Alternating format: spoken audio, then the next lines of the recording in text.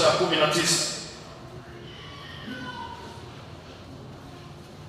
mstari wa 12b unasema hivi: unitakase na mambo ya siri.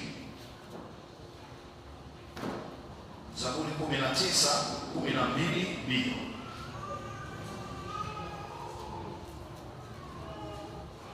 Anaanza kwa kusema ni nani awezaye kutambua makosa yake? Kisha anasemaje sasa?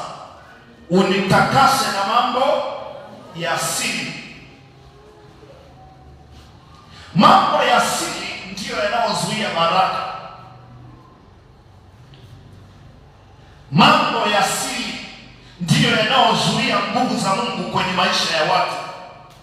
Mambo ya siri ndiyo yanayosababisha maadui kushambulia na kupata matokeo.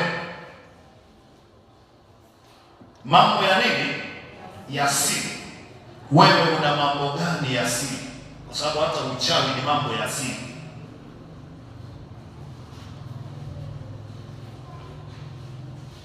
Hata uzinzi ni mambo ya siri.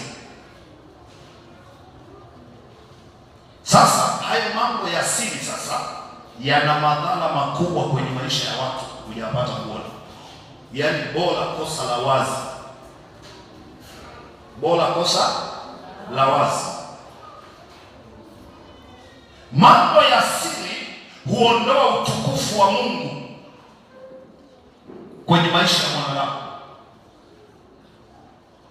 Mambo ya siri hufungua milango ya kushambuliwa.